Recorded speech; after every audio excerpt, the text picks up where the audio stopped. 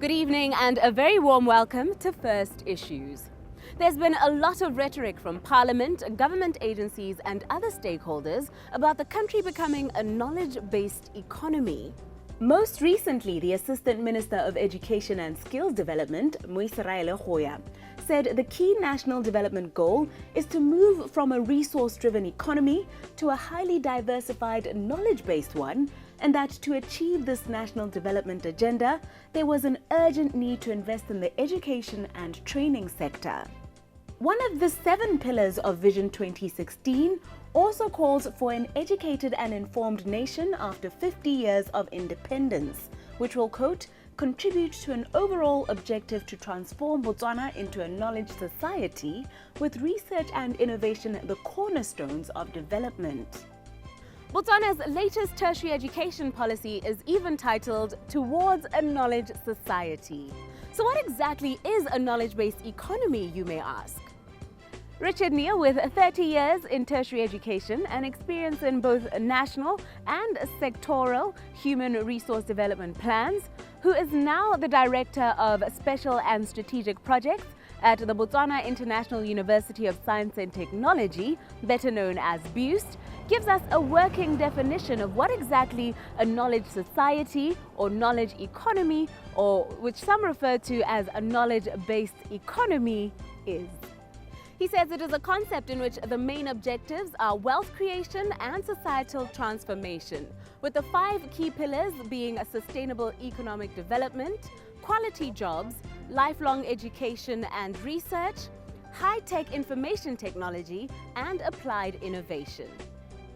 The Nordic countries, for example, are considered to have knowledge-based economies as they consistently lead in terms of education systems, science and innovation, research and technology, and have low levels of unemployment.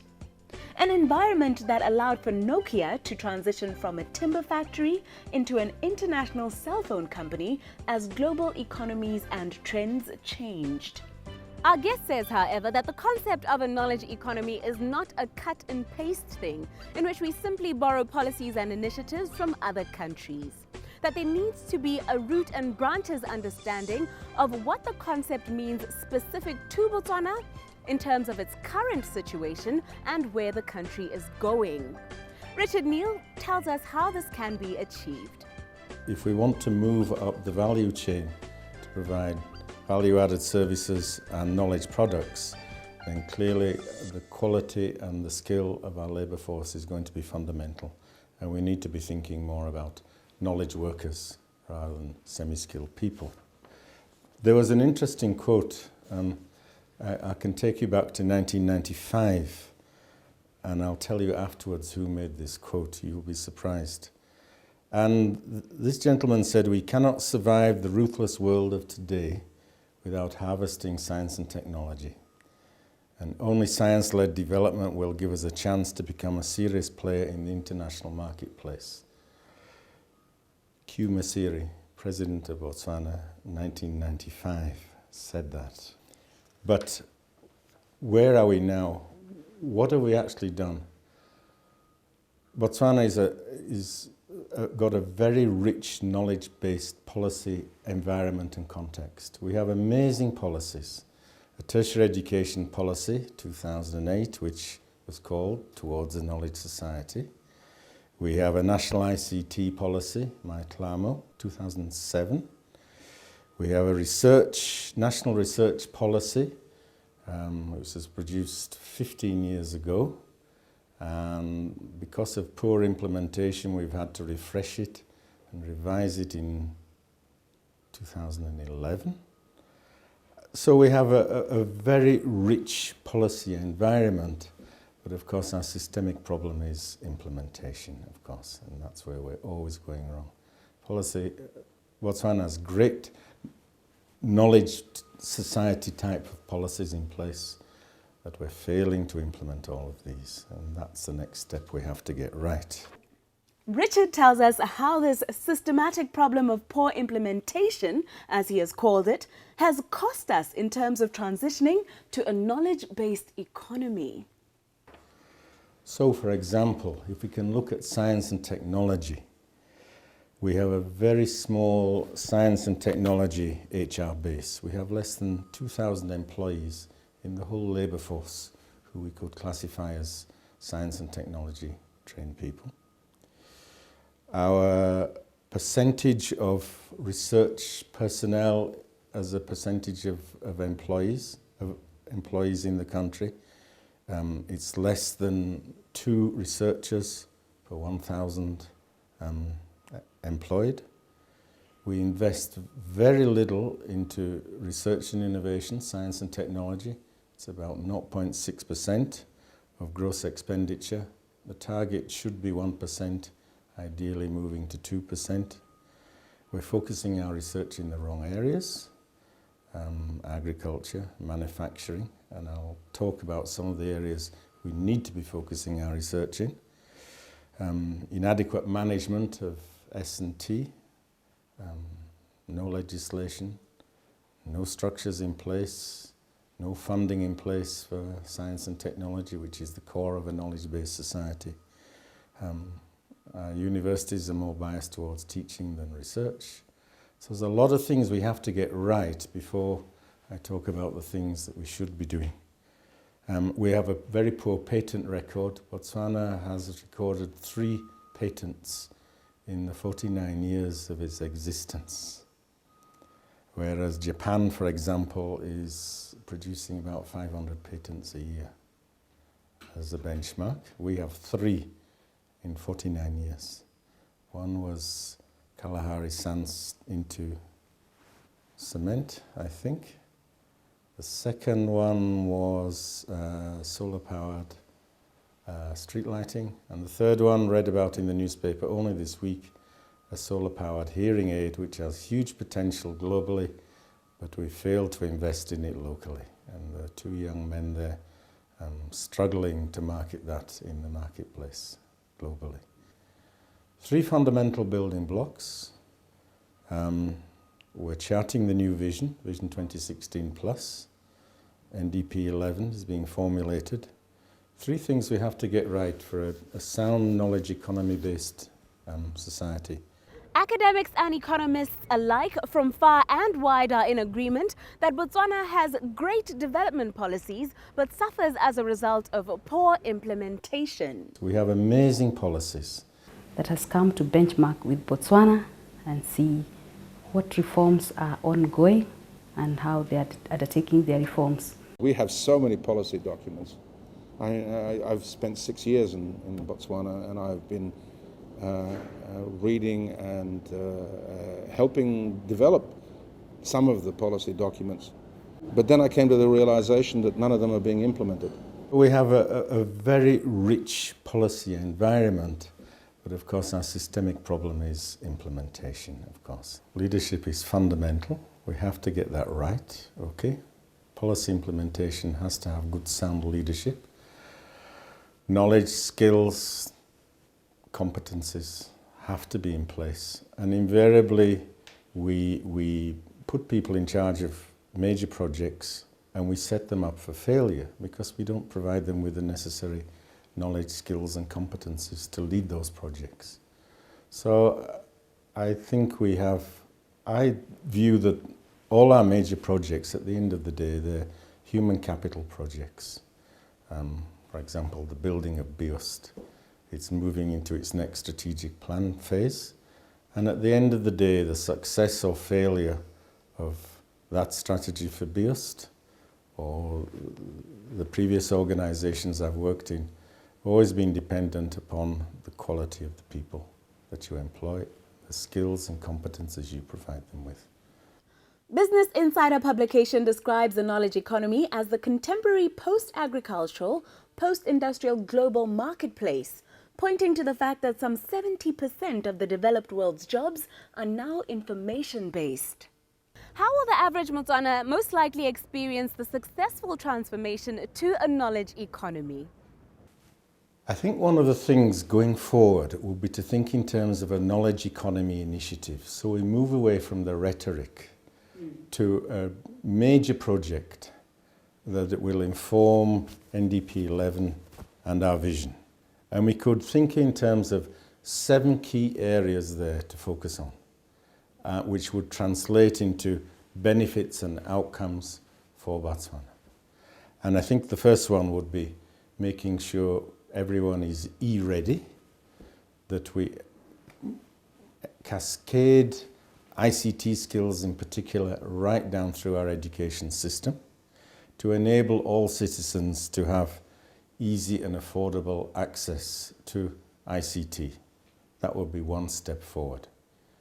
E-learning, nurturing our human capital by making sure that we move the learning mode away from books towards tablets, cell phones and things like that as a medium for learning. E-government, there is a project on that, but it seems to have been going an awful long time, and I still spend my time when I access public services inline rather than online, okay? So I think we have a long way to go there. But Botswana should be able to access government services and products easily, online, wherever they are, and at any time and in any place. We're far away from that now. E-business, we need to think of new ways of doing business. We're still running our businesses and organizations on a paper-based basis. E-health, there's a project being floating around for a long time about that. We still see people going to Princess Marina with their pink and their blue patient records cards. We carry our own health records with us instead of going to the hospital and the hospital accessing our health records. E-culture would be a great project to move into, which could transform the country and provide a lot of employment, especially for young Botswana. We're losing all our cultural heritage. I think we could be transforming it, digitizing it, making it accessible, and so on and so forth.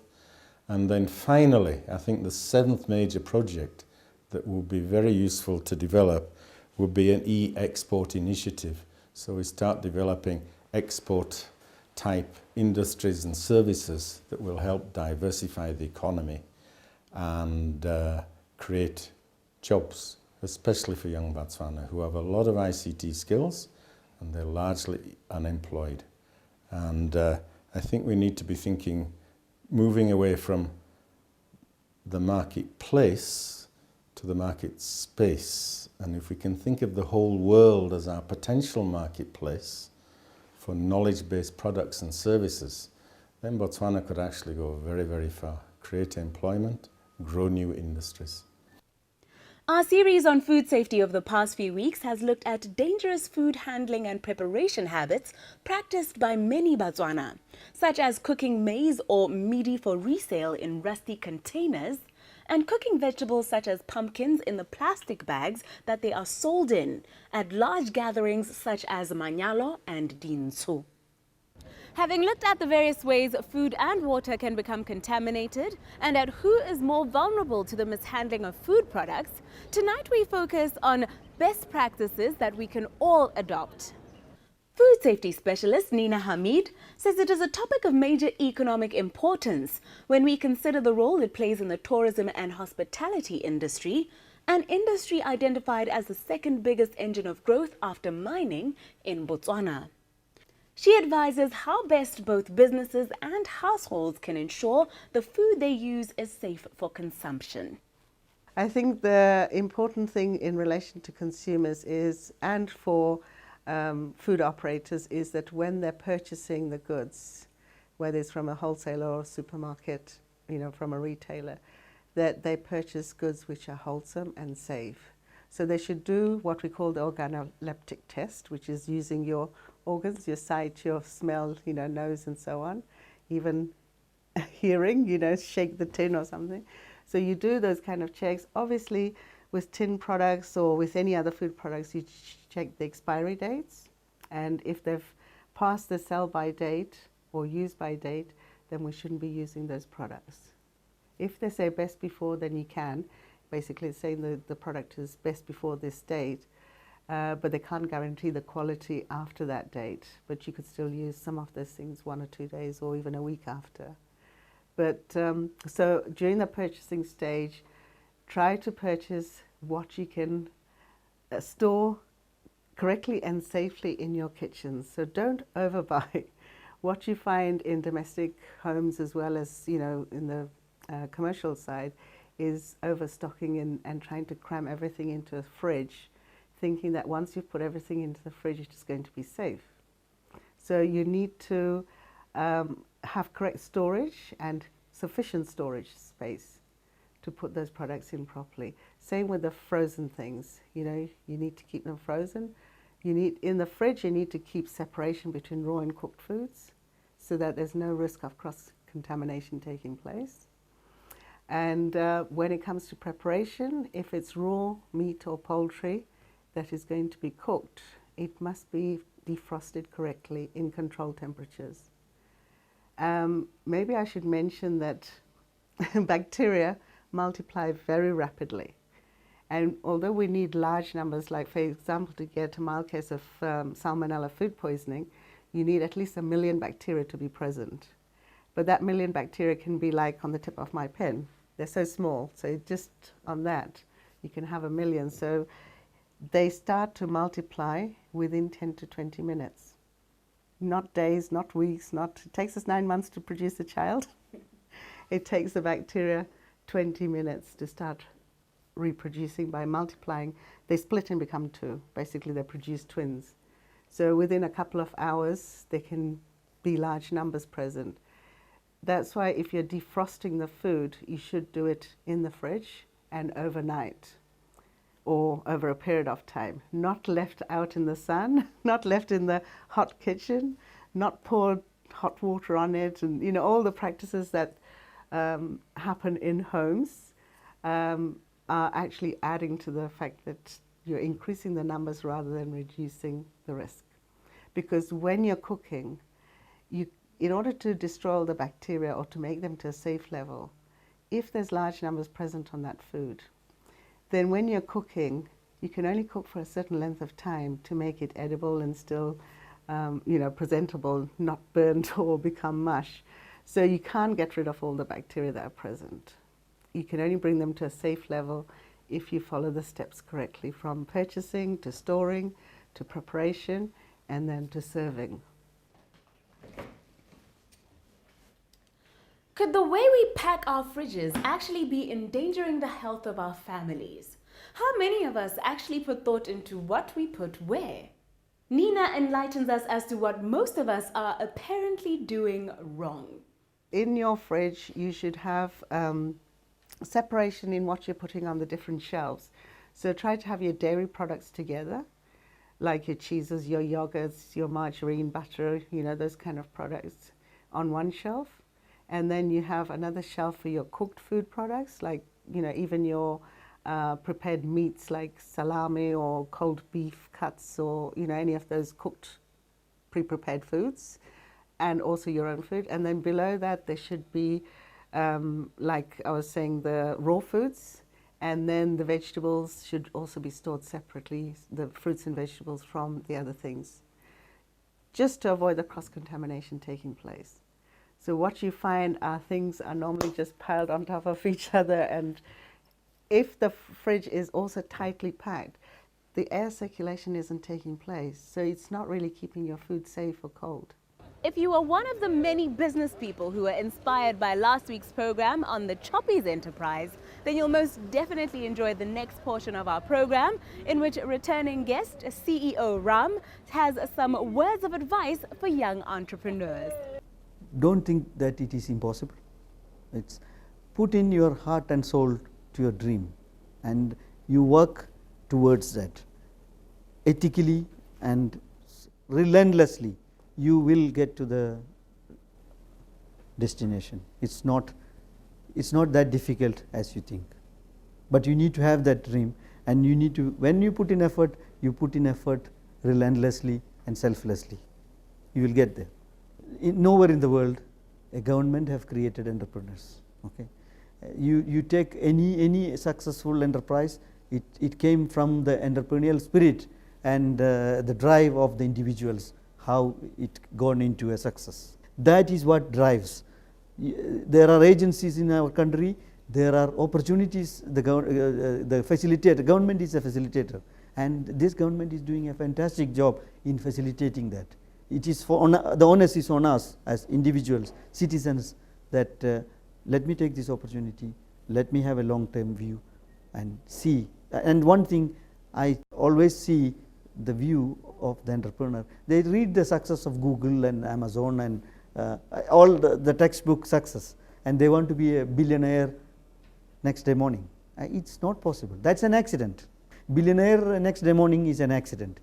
What you can do is put your effort relentlessly and work towards a goal, and over a period of time, in a long term, yes, you can become a millionaire, and you can become 100 millionaire, then you can become a billionaire. So that is what I always tell. Those billionaires are accidents. That's not the real success. I'm not saying that is not success, but what I'm telling is that that's not the rule.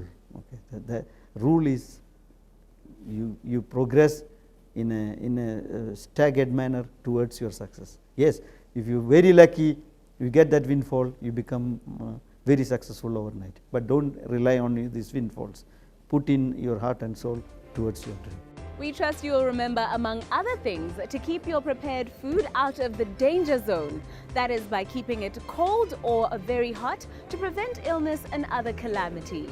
And trust you'll also share what you have learned this evening with others to help our overburdened environmental health officers with the load of educating and implementing food safety standards. Make sure you return for more Food of Thought next week. Until then, I, Nameto Samakula, the team behind First Issues, and our sponsors, First National Bank, wish you a good night and pleasant viewing.